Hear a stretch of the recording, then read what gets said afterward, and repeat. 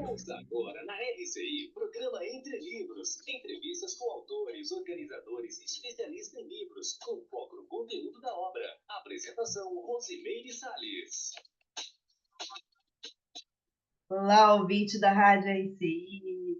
Olá, você que nos acompanha nas redes sociais. Nós estamos no site Sempre RCI, nós estamos no YouTube e também no Facebook.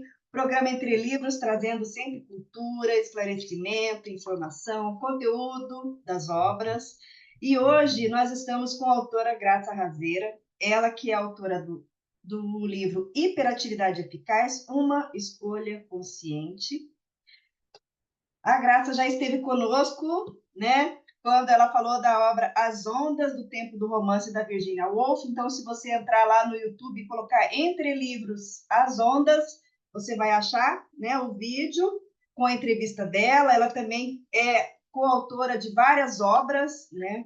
E ela é graduada em psicologia, é pós-graduada em psicologia positiva e mestre em letras e literatura. É a primeira terapeuta cognitiva do Paraná. Então, a gente tem aí a honra de receber conosco Graça Razeira. Seja muito bem-vinda aqui ao nosso programa. O prazer é todo meu, é uma honra estar com você nessa segunda vez. É muito significativo, a gente sabe. E poder falar do meu primeiro livro é como falar de um filho que São saiu de 19 casa, horas. né? Então, a gente, primeiramente, o seu título é Hiperatividade Eficaz. Então, você soube aplicar e fazer um bom uso da hiperatividade. Mas eu queria começar perguntando para você, primeiramente, o que é hiperatividade, antes da gente falar da hiperatividade eficaz. pode. O TDAH, o transtorno de déficit de atenção e hiperatividade infantil, é um transtorno do neurodesenvolvimento. Quando a gente fala neurodesenvolvimento, a gente está falando que ele precisa acontecer na infância. Uma pessoa que é adulta, que é desatenta, desorganizada, que começa a fazer mil coisas e termina, tem uma pouca termina pouco as atividades, é uma pessoa desorganizada, não é um TDAH. Hoje a gente vê uma banalização do diagnóstico, né? Então, assim como o autismo. Então, quando a gente fala um transtorno do neurodesenvolvimento, é infância até no máximo início da puberdade, que é 11, 12 anos. Então, sempre que uma pessoa vem com uma suspeita, a gente precisa fazer uma investigação da história de vida. E uma coisa muito importante que nós temos hoje como recurso terapêutico e de avaliação é a opinião dos professores. Então, tem um inventário para que o professor também preencha, que é o adulto de referência para a criança. E, em boa parte das vezes, é o adulto que mais convive com a criança. Já aconteceu comigo de professores conhecerem mais o aluno que os próprios pais, porque os pais têm que ficar trabalhando e se veem, convivem mais no final de semana ou à noite. E a professora está ali com aquele aluno observando, olhando 8 horas por dia, 5 vezes por semana. Então é uma carga horária bastante intensa. E aí, Graça, você faz aqui no seu livro um histórico da hiperatividade, né? Uhum. Você fala da síndrome, e aí... esse histórico, o que seria, Graça? Esse histórico foi algo ousado na época, porque eu escrevi esse livro achando que eu ia morrer. Eu vou morrer logo, então o que eu tenho que deixar? Um livro, né? E eu escrevi com esse intuito. Tanto que eu escrevi, eu levei 10 anos para escrever, porque, né, eu fiquei 10 anos estudando, e aí o trabalho de conclusão da graduação foi TDAH, e o meu orientador foi o professor e doutor Bernard Ranger. E eu fiquei super feliz na época, porque, nossa, né, uma honra. Aí Quando eu entreguei, 6 meses depois, quando eu entreguei o TCC pronto, ele segurou e falou: é um livro, mas eu não escrevi com essa intenção. Então, quando ele falou é um livro, eu achei engraçado. Falei, não pode ser, né? E achei engraçado e comecei a falar para os meus amigos: nossa, o professor Ranger falou que é um livro. E a ideia vingou. Aí o pessoal começou a falar: não, então se ele falou, você tem que publicar, tem que publicar, tem que publicar.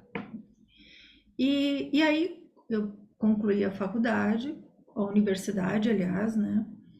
E o professor Ranger não sabia, porque eu escondia de todo mundo. Era um estigma na época. Na época, no início da década de 90, o TDAH era algo entre ataque epilético e baixar um espírito num centro de umbanda.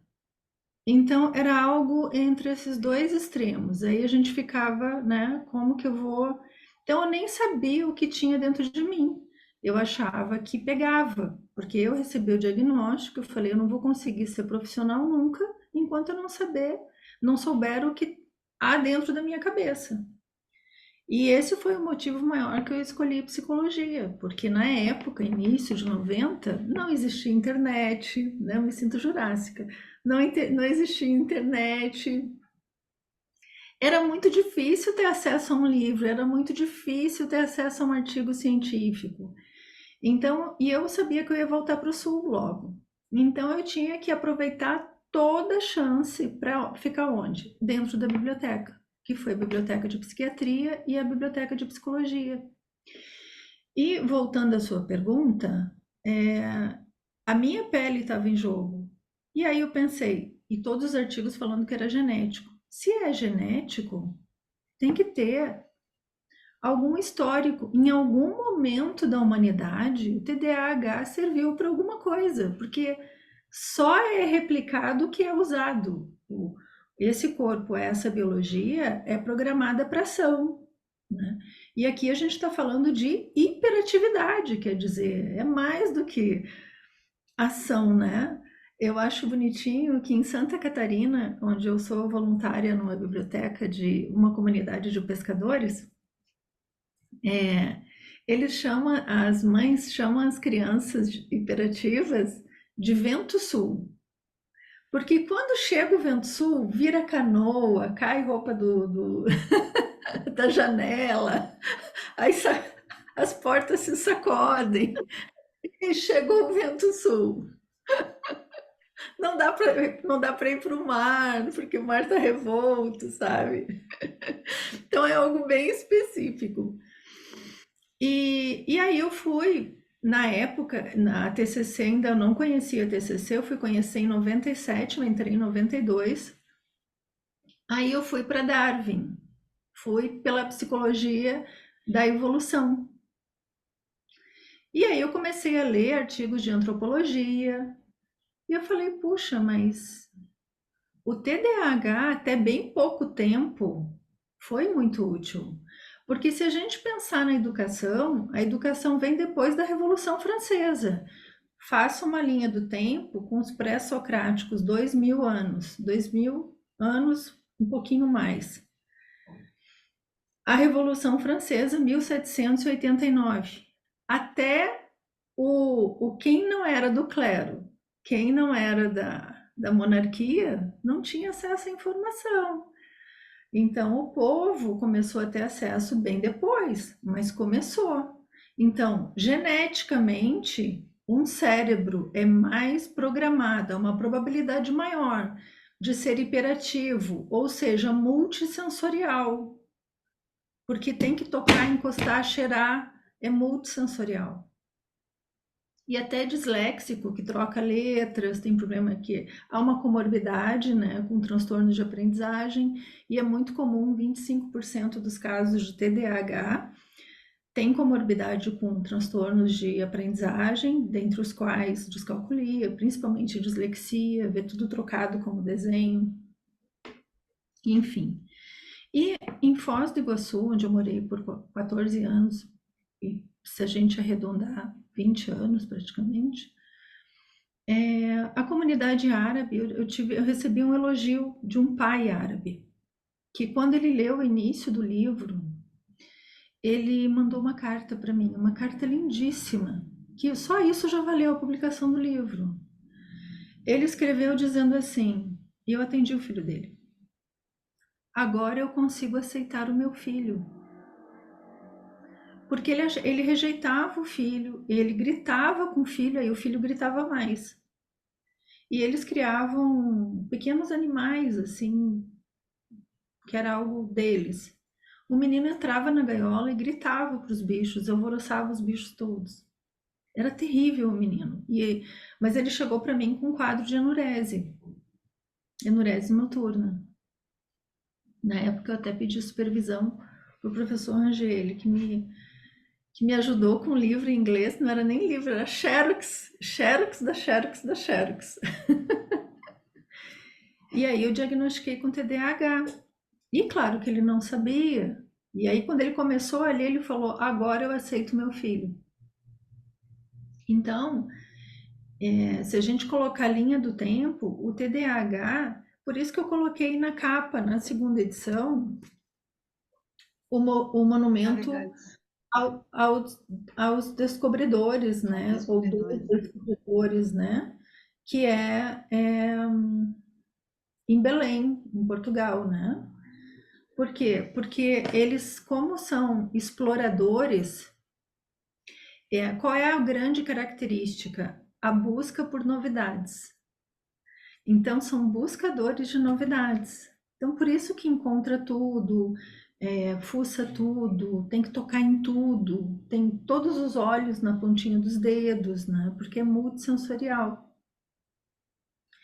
Então, quando a gente começa na Irlanda não, na Dinamarca, hoje o ensino lá é com crianças em movimento, em cima de bolas, se mexendo. Então, isso é uma mudança de paradigma, porque o ensino é o aluno paradinho, dócil, né? Ali, né? Que ele foi formatado para revolução industrial, para a indústria têxtil, para ficar 16 horas numa máquina ali, né, de tear.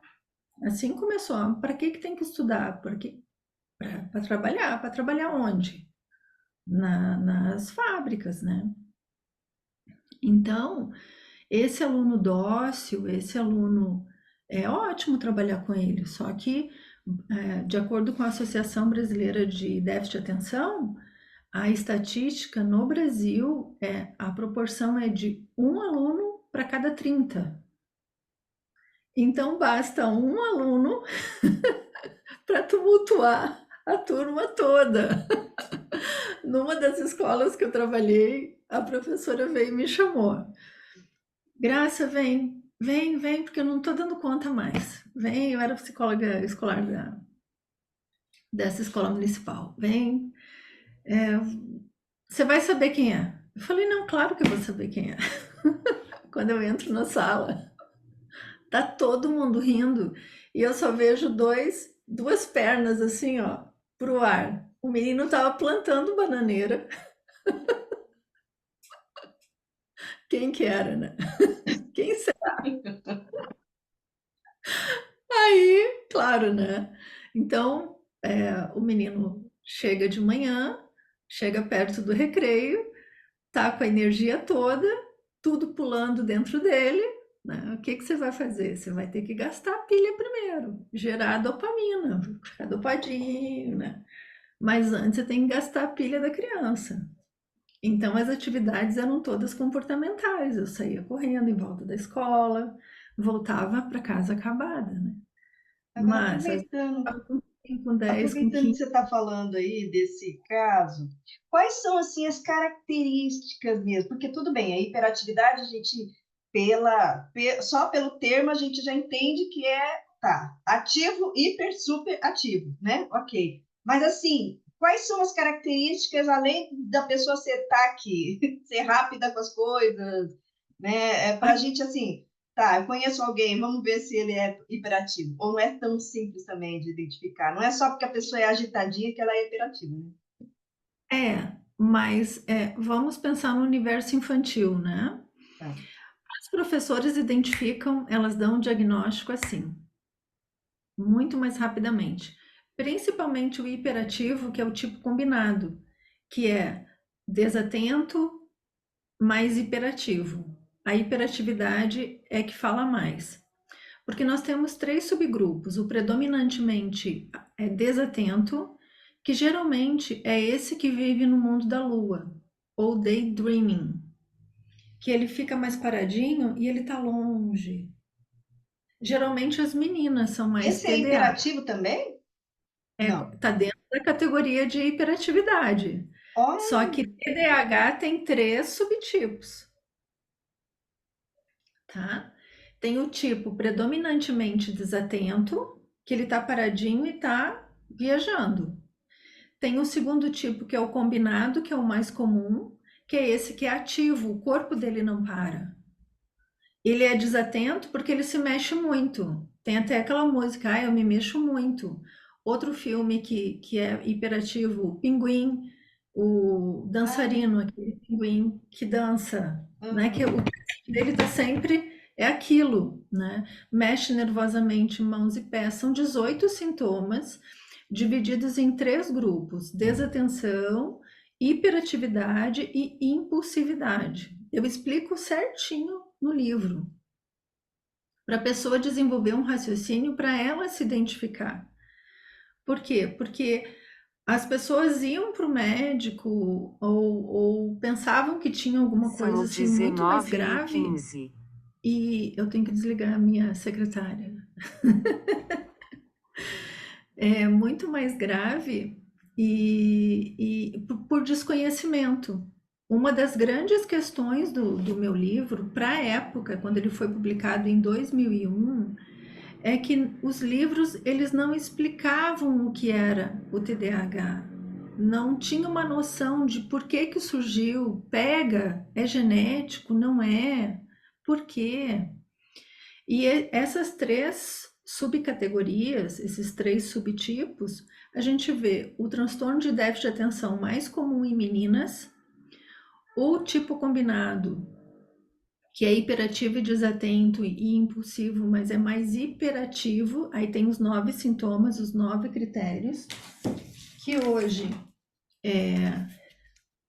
esse é o livro de referência, tá? DSM. E tem o tipo impulsivo, predominantemente impulsivo. Dos 3 tipos, o mais perigoso é o último, o impulsivo. Essa segunda edição que eu fiz, eu dediquei para a impulsividade. Eu citei trechos do livro do Amir Klink, aquele navegador, um dos maiores do mundo, né? Porque ele é muito confundido hiperatividade com impulsividade. Hiperatividade é não conseguir ficar quieto. Impulsividade é não ter freio. Pá! Vou atravessar a rua, não olha para o lado. Então, as mães que vivem com o coração na mão e não é para pouco, elas identificam a criança já com uma tendência a acidentes precocemente, antes dos 3 anos. Antes de começar a caminhar, a criança já está dando trabalho, está enfiando o dedo na tomada. Então, ela é mais predisposta a acidentes, porque ela explora mais o ambiente. E como ela não para, a mãe não tem sossego, porque tem que ficar vigilante o tempo todo. E ela fica preocupada quando tem muito silêncio na casa, porque alguma coisa está acontecendo, porque isso é raro, porque é o diferencial. Né? Então, são vários. Aí, por isso que não existe. Por que é um transtorno? É um transtorno porque não é uma doença. O que é uma doença? Isso eu explico no livro também, porque eu faço as notas de rodapé e vou explicando para quem não é da saúde, porque eu não era da saúde, eu era das artes. Quando falaram, você é TDAH, eu falei, isso pega? Porque na época estava havendo um surto de meningite. Eu não tinha noção nenhuma de saúde. Eu queria ter lido esse livro quando eu tinha 19 anos. Foi quando eu recebi o diagnóstico. Eu tive que mudar de profissão, eu tive que mudar de tudo. Que eu falei, gente, eu não vou conseguir fazer nada na vida se eu não souber o que que é isso. E aí eu me matei de estudar, porque eu tinha que ler aquilo tudo, eu não tinha braço para xerocar tanta coisa, para xerocopiar tanta coisa, né? Tive que aprender inglês, tive que aprender espanhol, tive que ter noções de francês, porque os artigos científicos da Biblioteca Federal eram todos impressos, né? A gente falando isso parece que é do século passado, e é mesmo. Então, isso foi muito interessante, né? Hoje a gente tem, as pessoas falam, ah, sabe, a Dory, né? Eu sou a Peixa, é o primeiro personagem da Disney com déficit cognitivo, que é a Dory. Então ela tem um problema na memória recente, ela tem um problema na atenção curta, de curto prazo, na atenção imediata. E, e aí ela tem lapsos, mas ela acaba resolvendo muita coisa, mas de uma maneira atrapalhada. Uhum. Então, essa tendência também ao humor é muito comum, porque como é difícil, o déficit cognitivo não é por falta de inteligência, é porque a atenção, ela é essencial para a nossa cognição. Sem atenção você não fixa nada. E sem fixar você não memoriza. E sem memorizar você não consegue colocar para fora aquilo que você aprendeu. Então, os primeiros sinais aparecem na escola. Outras crianças aprendem, aquela não. Às vezes aquela sabe, mas ela não consegue emitir o que ela sabe. Porque, como ela tem lapsos atencionais, ela presta atenção em coisas que não são prioritárias, porque ela está sempre explorando o ambiente, ela perde trechos da fala do professor. Então, são gaps. Sabe quando a gente está vendo um programa e a pessoa fala, de repente fica mudo, aí fala de novo, fica mudo, começa a picar o som? É isso que acontece dentro do cérebro dela. Por isso que é déficit cognitivo, porque a atenção é um atributo de cognição essencial para todos os outros atributos e é o último a amadurecer no cérebro humano. Só termina de amadurecer dos 18 aos 24 anos. Olha, Graça, a gente tem muita pergunta ainda para fazer sobre Ai, esse assunto, mas a gente tem aqui um intervalinho tá para a gente bom. chamar os nossos comerciais, mas a gente vai estar de volta daqui a pouquinho. Pessoal, fique antenado, porque nós já estaremos de volta. Aí você vai dar um Programa Entre intervalinho. Livros. Apresentação: Rosimeire Salles. Voltamos a apresentar Programa Entre Livros. Apresentação: Rosimeire Salles. Programa Entre Livros, hoje entrevistando Graça Razeira sobre a obra Hiperatividade Eficaz. Agora, Graça, você tinha a hipótese de que era genético, né? Você chegou a alguma conclusão de qual a causa disso? Se não é genético, é cerebral e ponto, é isso. Essa pergunta pode concorrer ao prêmio Nobel. Quem tiver essa pergunta.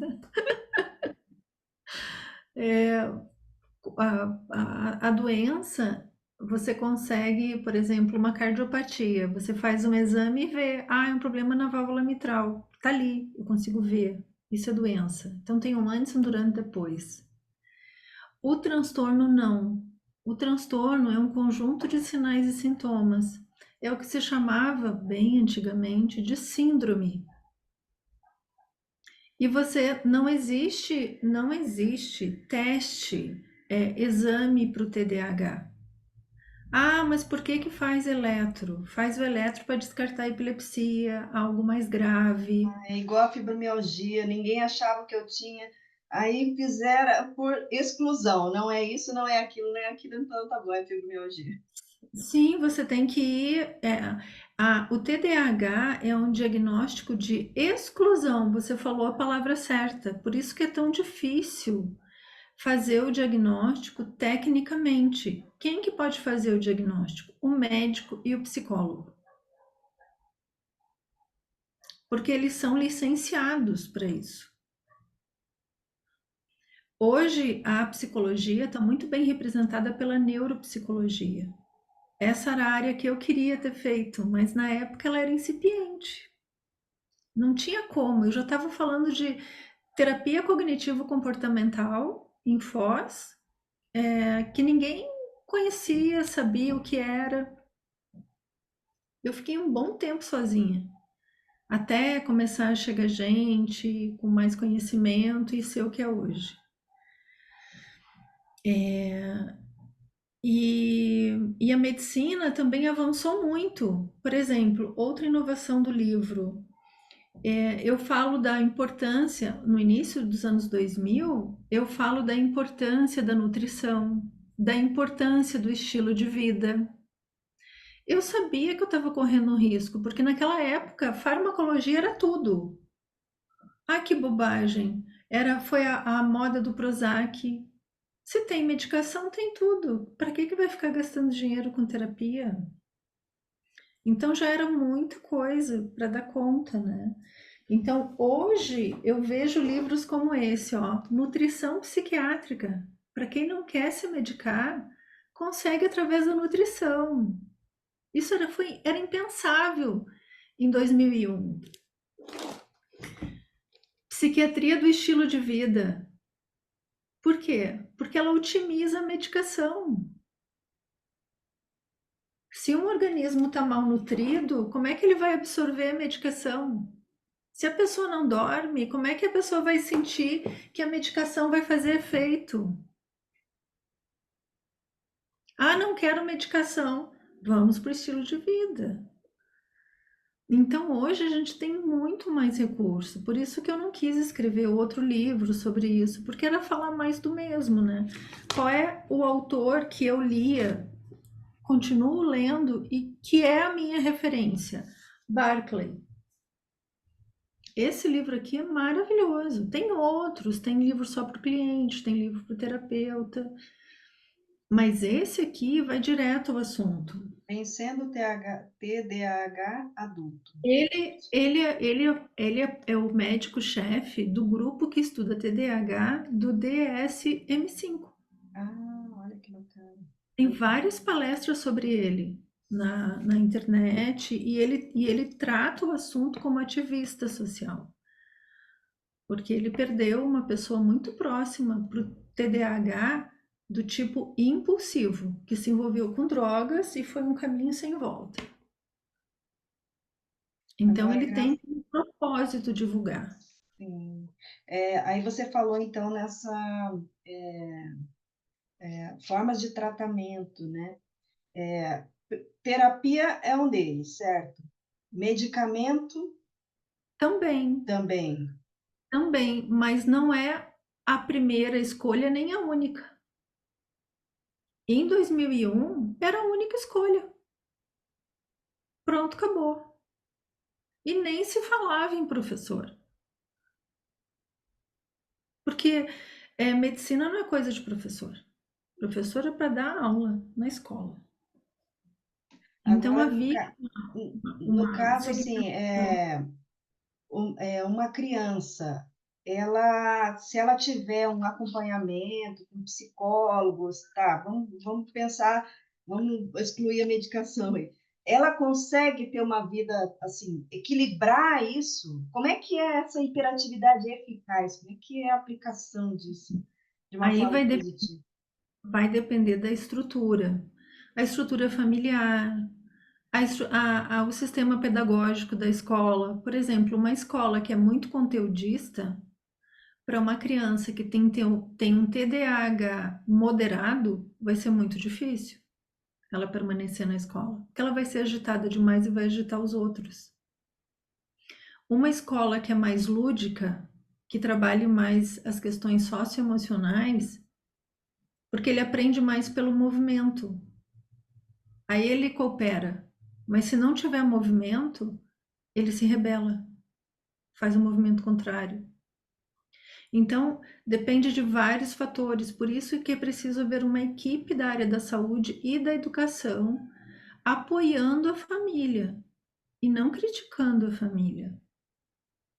É porque também não A gente- adianta nada, faz o trabalho aqui, chega em casa, né? Exatamente. A família vai junto, a família recebe ajuda. Na prefeitura de Foz, com o projeto sobre construindo a cidadania, com a Joane Vilela, havia um trabalho que eu participei com assistente social, com fonoaudióloga e psicólogo. E uma inovação na época, isso foi em 2009, aproveitando todos os recursos públicos, A fono por CAPS, causa da dislexia? a fono por causa da dislexia, para associar emissão do som, problemas de disfluência, por exemplo, a gagueira, que tem muito a ver com ansiedade, tem uma carga genética também. Então a gente aproveitava a sala de recursos, às vezes atendíamos as três, às vezes separadamente, dependendo do caso. Às vezes não tinha como ter acesso à criança, então a gente fazia uma visita domiciliar. Isso foi muito inovador para a época. Puxa. Então era dar as mãos e não ficar apontando o dedo, tá certo, tá errado. Cada mãe, cada pai sabe o filho que tem. Mas eles não conseguem dar tudo, fazer tudo, porque é impossível. Uma criança é muito demandante, né? Se a gente seguir os protocolos, tudo certinho, né, é muito demandante. Então é sempre um trabalho em equipe. Nos Estados Unidos e na Europa já há escolas para hiperativos. São Aí 19h30. você entra. Será que eu Lembrando que te... esse programa está sendo gravado, mas vai ao ar ao sábado de manhã, tá bom, pessoal? Vocês me desculpem, mas é que eu uso para o controle do tempo, né?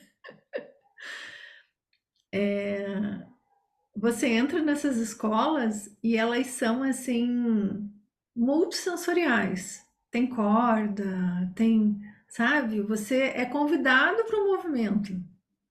Então você faz assim, você tem que ser ativo fisicamente. Não dá para ser uma pessoa muito parada, porque não vai dar conta do ensino. Tem que ser dinâmico. Quando eu atendi as crianças, eu não poderia falar assim calmamente, baixinho, porque ela dormia. Para me aproximar dela, eu precisava da suavidade.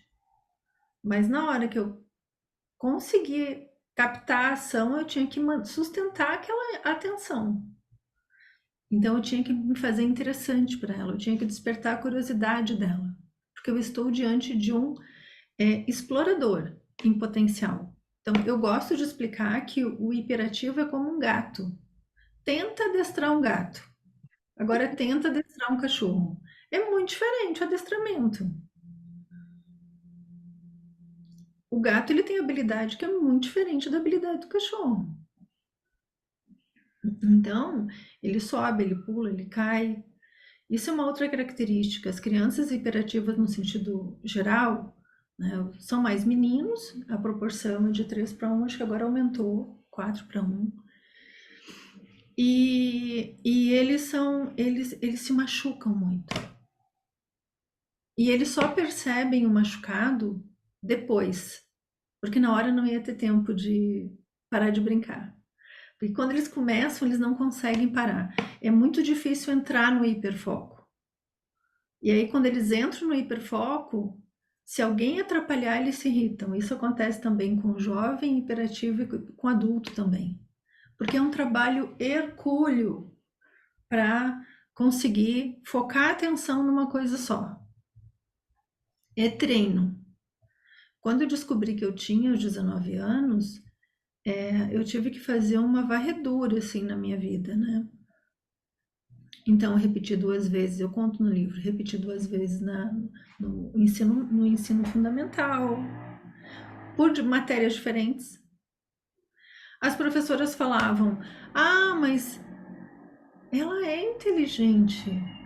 Mas por que ela não acertou a questão? Ela fez até a metade, parou. Porque alguma coisa aconteceu. E aí, quando eu perdi todos os meus amigos, porque eu perdi a primeira vez, aí perdi a segunda vez, aí eu fiquei a maior na turma, né? Aí foi a primeira crise existencial, assim. Eu chorava pitangas, chorava sangue. E aí eu jurei que eu nunca mais ia repetir de ano, nunca mais repeti. Mas aí eu perdi os amigos, por quê? Porque eu sempre tinha que estudar. Porque se eu não estudasse, como é que eu ia passar? Então, os meus colegas, assim, olhavam, prestavam atenção, pá, comigo era sofrido. Eu tinha que largar tudo, tinha que me trancar num buraco, eu tinha que ficar só pensando na Santa Maria Pintinina 7 dias por semana. Então as pessoas, você vai assim, não, eu sou burra, porque eu custo muito aprender. É muito difícil para aprender, é muito difícil para gravar. E eram assuntos abstratos. O terror era a professora chegar e falar assim, principalmente na adolescência, pensamento dedutivo. Para quem não tem nenhum arquivo básico, como é que eu vou deduzir se eu nem inseri a informação? Aquilo para mim era aflitivo. Eu tremia, porque eu não entendia o que a criatura queria dizer. Então eu me sentia sempre no outro país. Sabe quando você está chegando num país e não entende a língua? Era isso. Eu não sabia o que os professores queriam de mim. Então eu sofria muito. Aí eu tive que desenvolver habilidades sociais, agradando os colegas, fazendo. Porque aí quando eles me explicavam, eu entendia. E aí, muitos dos hiperativos são muito bons socialmente, porque isso é um recurso. Esse é um outro. Mas ele é tão amigo, ele é tão simpático, tá aqui o resumo da aula. Pronto, tá ali o resumo, é isso, tá. Aí, para estudar no vestibular, o que eu fazia? Eu pegava livro do professor e estudava de trás para frente, porque já tinha as respostas. É assim que ele quer, porque não tinha que ficar deduzindo. Imagina, a pessoa já tem dificuldade de foco. Vai ter que estudar uma coisa chata que ela nunca viu e não sabe para que serve. E ainda tem que ter um pensamento dedutivo. Mas então, aquilo. Né? Isso é bom para quem tem um pensamento processual linear, que é o cérebro normal. Um cérebro que não é neurotípico, como o do TDAH, a gente pensa de uma maneira diferente. O nosso pensamento é um airbag. A gente pensa 10 coisas ao mesmo tempo sobre um tema. É cérebro de descobridor. Mas A tem o gente lado chega... bom disso, né, Graça?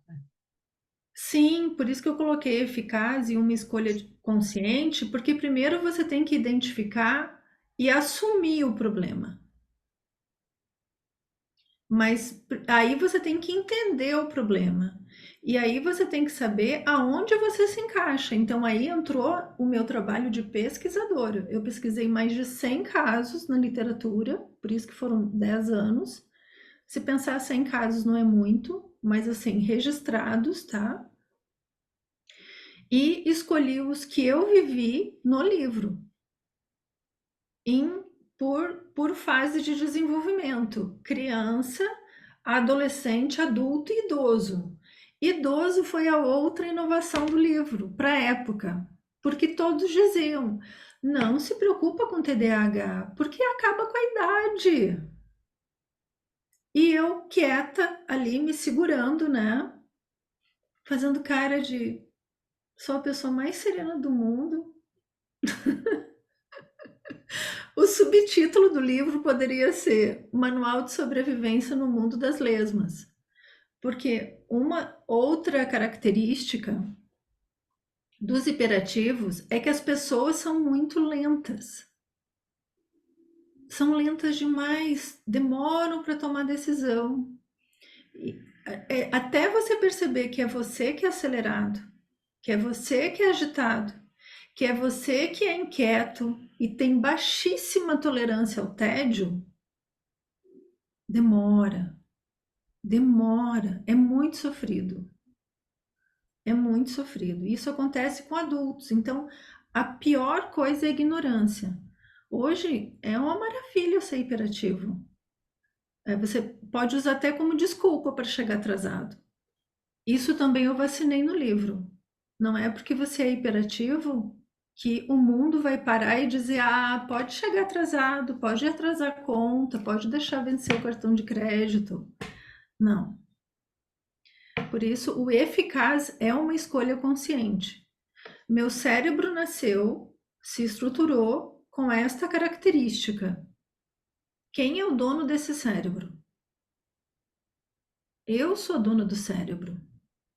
O cérebro não é dono de mim. Eu tenho que ajudar o cérebro para ele poder me ajudar. Então eu mergulhei na neurologia, na neurociência, e nisso a UFRJ me ajudou demais. Porque na graduação de psicologia, foram 3 anos no Instituto de Medicina. Eu não aguentava mais embriologia 1, embriologia 2, neuro 1, neuro 2. Mas quando que eu vou chegar na psicologia? Anatomia 1, anatomia 2. Genética, a gente teve aula de genética. Pai, eu não aguentava mais. Não, aí na época a gente tinha que entrar no fundão por baixo, aí tinha as gaiolas com as lebres, né, que era para os laboratórios, assim, né, e os bichinhos super lindos. Nossa, vão fazer experimentos com eles, isso é uma crueldade, né? Ai, eu passava assim aquele cheiro de formol e os bichinhos, depois ia para os cadáveres, e eu dizia, mas quando que a gente vai estudar psicologia? Hoje eu agradeço, eu mordi a língua, porque eu descobri que o cérebro, né? Então, tem a vertente ascendente, descendente, né? E quando você entende o cérebro, todos gostam de muita ação, né? Ah, como é que é o motor da Ferrari? Como é que é o motor de uma Lamborghini? Eu falo, e o teu principal carro, que é teu cérebro? Como é que é esse motor? Então era assim que eu explicava para os meninos e despertava o interesse para entender o que está dentro da cabeça. É você que tem que conduzir esse carro, senão esse carro vai te conduzir. Com eles, né? Com É eles eu muito brincava. interessante e faz a gente pensar, né, no grau de hiperatividade. Isso aí, eu vou te perguntar no próximo, na volta do próximo intervalo, se existe graduação nisso, né? Gradação, Existe. níveis. A Tem. gente Quando a gente vai, Graça, chamar agora os comerciais, mas, pessoal, a gente já vai voltar em um minutinho, tá? Programa Entre Livros. Apresentação: Rosimeire Salles. Voltamos a apresentar Programa Entre Livros. Apresentação: Rosimeire Salles. Hiperatividade eficaz, uma escolha consciente. Nós estamos hoje aqui entrevistando Graça Raveira. Graça, você coloca muitos exemplos seus aqui no livro, eu acho isso muito bacana, porque dá uma leveza, né? Agora, eu queria voltar naquela pergunta lá. Ó, Existem leveza. Eu níveis? quero morrer tua amiga. Oi? Eu quero morrer tua amiga, leveza. Eu te conto. Não, é porque não é tão difícil da gente entender. Na hora que você coloca um exemplo, aquilo fica, parece mais próximo da gente, entendeu? Parece que Sim, fica, não sei, não fica tão teórico. Eu acho sim. isso. Agora, olha só, vou voltar então, né? Existem gradações, existem níveis. Como é que é isso, assim?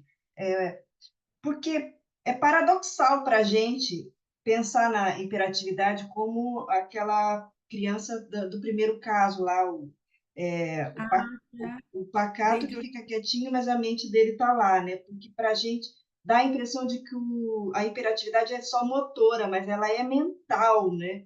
Então, como é que se dá isso? exatamente. Porque você falando dá a impressão de que a gente também é hiperativo, porque em vários momentos a gente também faz isso, né? Pensa um monte de coisa ao mesmo tempo, faz um monte de coisa, se estoura o corpo aí de tanto que trabalha e tá. Isso é a hiperatividade, não é a hiperatividade? Como é que é? A Assim, em termos de hiperatividade, gradação. ela tem a gradação leve, moderada e grave. A intensidade. Intensidade leve. Primeiro, qual tipo?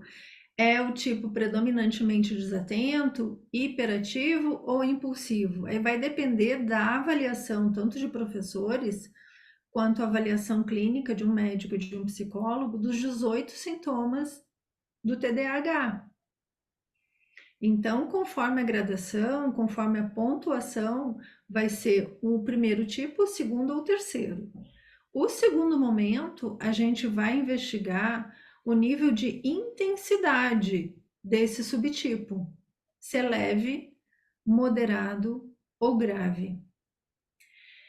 E isso vai depender da extensão do prejuízo. É muito importante, quando eu avalio adultos, que eu trabalho só com adultos, mas na época eu trabalhei com crianças e hoje eu dou supervisão só para profissionais que trabalham com crianças. A gente vai avaliar, quando a gente fala em transtorno, a gente está falando em prejuízo funcional em alguma área da vida. A área pessoal, a área escolar ou profissional, e a área social. Então, a gente vai com um olhar para saber aonde está o maior prejuízo e por quê. Se é criança e adolescente, geralmente o prejuízo é escolar, acadêmico. Se for o TDA e o TDAH. Geralmente é comportamental quando é TDAHI, impulsividade. Então, para ser considerado um transtorno, ele tem que ocorrer e se manifestar a disfunção em mais de um ambiente. Não é São só na escola. 19h45. Não é só na escola, não é só em casa, não é só no ambiente social. Então a gente tem que ver, tem que ter no mínimo 2 ambientes. Porque, por exemplo, qual é o raciocínio? Uma criança pode ser muito ativa, muito desatenta e muito impulsiva numa escola em que o sistema pedagógico não é adaptado a ela, não está de acordo com ela. É muito conteudista, ela tem dificuldade de sustentar a atenção, ela se rebela. E ela vai se divertir fazendo bagunça. Ah, porque ela é má, é psicopata? Não, é porque o hiperativo tem uma baixíssima tolerância ao tédio. Você colocar no Big Brother, qual é o terror do Big Brother? É colocar a pessoa no quarto branco. Por que no quarto branco? Porque não tem nada para fazer. É uma monotonia.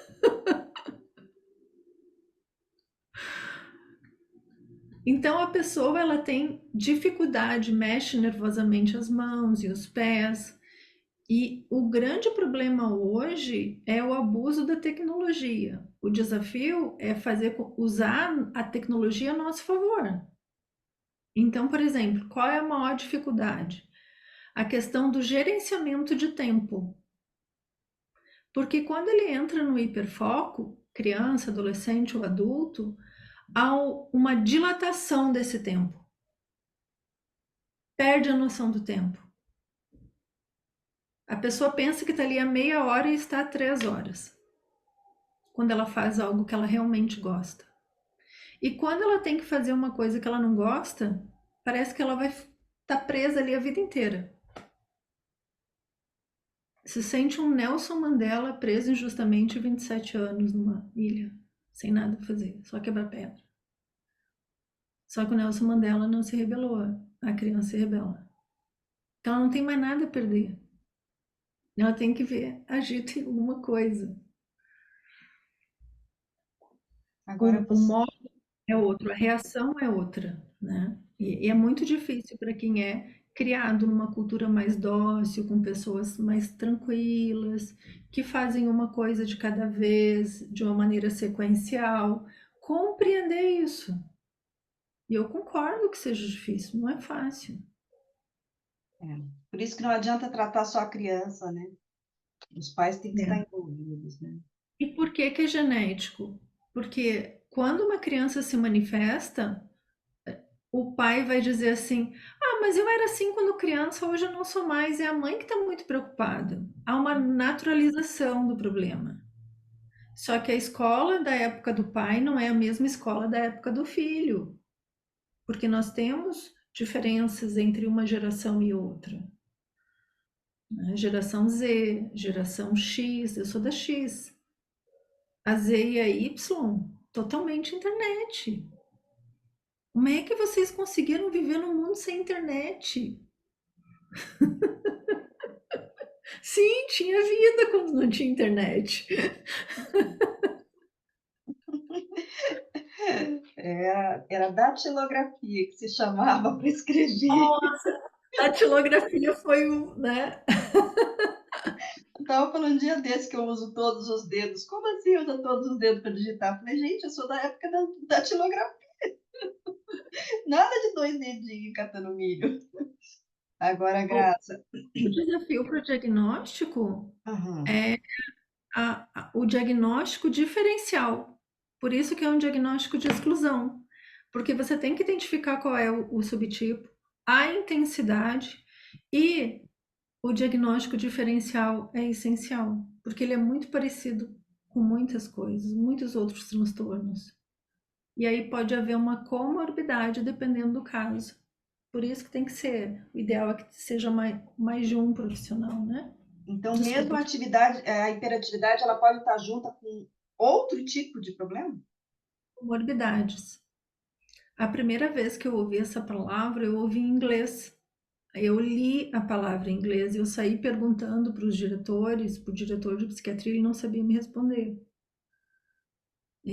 Quando eu fui para os Estados Unidos e para a Inglaterra, que aí lá a gente podia acessar livros diretamente nas livrarias, que era o que saía de mais novo. Aqui no Brasil não podia abrir livro e ler.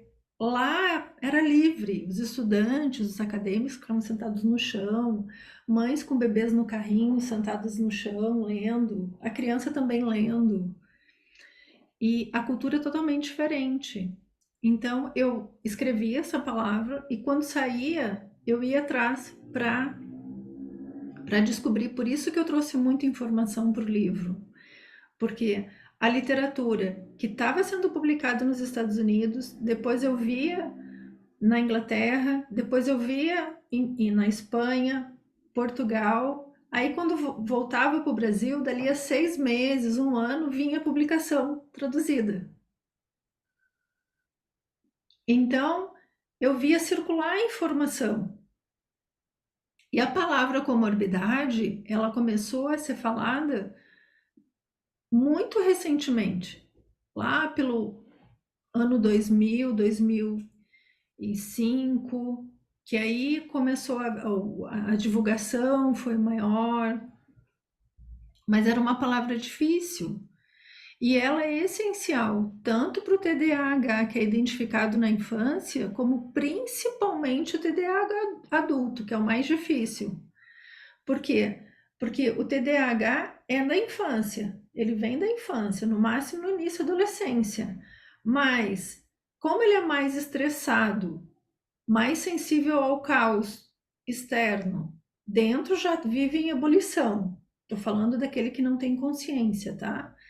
Ele tende a ser cada vez mais caótico. Ele tem que fazer um esforço hercúleo para conseguir focar e sustentar a atenção em ações que ele não gosta. Isso vai gerando um estresse e uma ansiedade muito grande.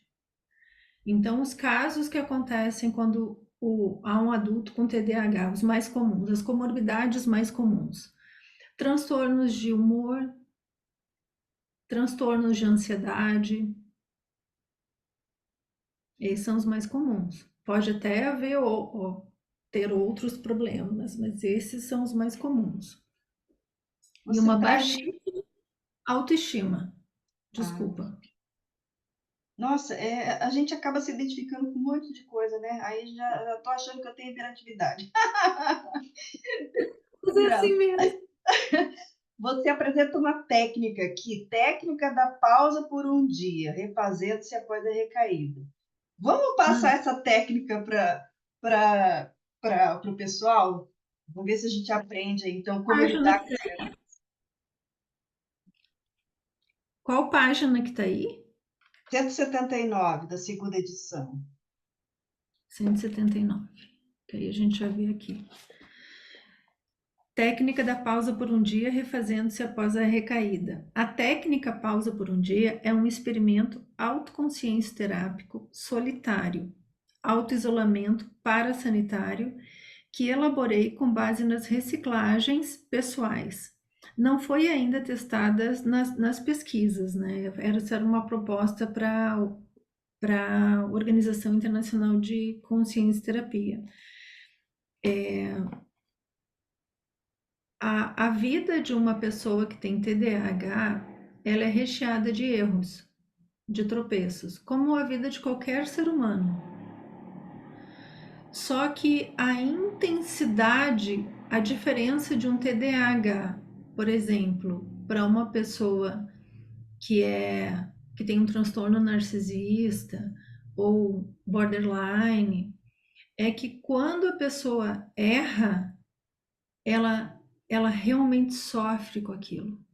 Para ela é o fim do mundo, o mundo acaba.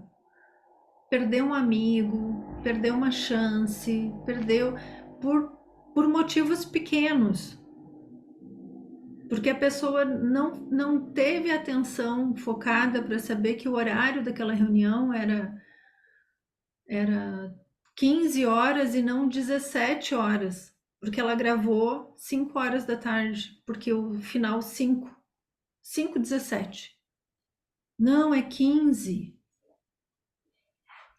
Esses lapsos acontecem com qualquer pessoa, mas a frequência com que acontecem numa pessoa com TDAH é muito maior. Transtorno de déficit de atenção, todas as pessoas têm, mas a frequência de quem tem um transtorno, quando a gente está falando em transtorno, qualquer tipo, de humor, de ansiedade, a gente está falando de um déficit em alguma área da vida, um prejuízo funcional em alguma área da vida, ou pessoal, ou familiar, ou social. É esse o raciocínio do profissional de saúde, tá? E vem um erro, vem outro erro, vem outro erro, e a pessoa não faz o balanço. Na minha época, ninguém fazia o balanço. Então, essa técnica de um dia é para você não cair num anestésio ou numa estratégia que hoje se fala, que é uma estratégia de você se esquivar. Como? Bebendo, jogando na internet, porque aí eu não penso. Colocando som alto, porque eu não penso. Então, a técnica se refazendo após um erro é justamente para você enfrentar o erro, aprender com o erro, anotar o erro e criar estratégias de reparação desse erro, sem culpar ninguém. Um narcisista e um borderline vai dizer: ah, mas eu errei porque a culpa foi tua. Se você não tivesse feito isso, aquilo, a pessoa nunca assume, não tem empatia, nunca assume a cota de responsabilidade dela. O hiperativo clássico, como ele sempre se sente o vento sul derrubando coisas, estragando coisas, antes que alguém fale, quem fez isso? Ele já diz, não fui eu. Porque ele acaba virando alvo. Se aparece algo quebrado, algo rasgado, adivinha quem foi? Então, eu não estou justificando nem querendo passar pano quente, tá? O meu livro não é uma desculpa para, inclusive, uma leitora com bastante problema de pontualidade, gasto excessivo, enfim, bem clássica. Ela leu o livro. E eu fiquei feliz da vida, né? Ai, que bom ela leu o livro, né? Porque agora ela vai estar consciente do que está acontecendo, ela vai ter estratégias para lidar. Ela chegou para mim e falou assim: Graça, eu não gostei do teu livro. Eu falei: hipótese 1. Ela não é hiperativa, ela é lesma, no bom sentido da palavra. Número 2, ela é hiperativa, mas agora eu fiquei curiosa. Eu falei, por que você não gostou do livro? Você não aprendeu nada de novo? Graça, antes eu chegava atrasada, antes eu perdia e esquecia os prazos, eu tinha desculpa que eu era TDAH, mas agora com o teu livro eu não tenho mais essa desculpa. Ah, pronto. Aí eu falei, me desculpa, mas isso eu não posso, né? E aí o Barclay, ele fala exatamente isso, que tem muita gente que acaba se dando muito bem nos negócios, em business, né? Por exemplo, o dono da Virgin. Ah, é porque ele é TDAH. Não, não é porque ele é TDAH. Ele sabe usar o transtorno a favor dele. Mas quem convive com ele sabe como é difícil. Nós temos um empresário aqui, o dono da van. Ele é disléxico e hiperativo. Ele acorda às 5 horas da manhã já com uma lista de coisas para fazer. Parece que o mundo vai acabar. É um dos maiores empresários do Brasil. Ele não para. Na entrevista que ele deu para um documentário, o filho dele fala: eu não consigo acompanhar o meu pai. Que eu chamo ele de o velho da van, né? Ele não para. É aquilo, é um modo contínuo. Mas a pessoa tem que ter noção que não dá para ser assim em todos os ambientes, a menos que ela crie um ambiente próprio e consiga usar isso a seu favor. Então, aonde que a gente vai ver hiperativos? Nas artes, porque você tem que ser super criativo. A criatividade é a mãe da necessidade. Você tem que criar muita coisa para dar conta de uma ação. Aquilo é desafiador. Salvamentos, área de segurança pública. São 20 horas. Então, Muito bem, Graça. A gente está aqui nos instantes finais do nosso programa. Queria ver aí, em um minutinho, se você quer deixar alguma mensagem aí para o ouvinte, para o pessoal que está acompanhando a gente, os internautas, e a gente vai encerrando o programa de hoje. a, a, a mensagem que eu gostaria de dar é que se alguém não entende como você é e você já recebeu o diagnóstico, você pode oferecer esse livro, que esse foi o objetivo meu, a uma pessoa que conviva com você, porque ela vai te entender melhor e vai te ajudar a você se ajudar.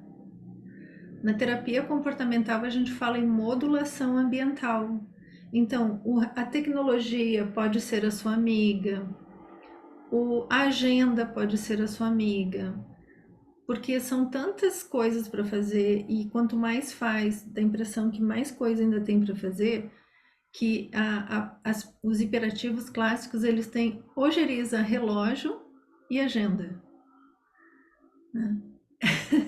Só que relógio e agenda foi o que me salvou. Se não fosse relógio, se eu não entendesse o sentido do tempo, porque a atenção está onde?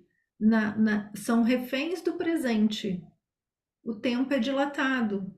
Há uma dificuldade de gerenciamento do tempo. Quando eu descobri isso, por isso que é eficaz.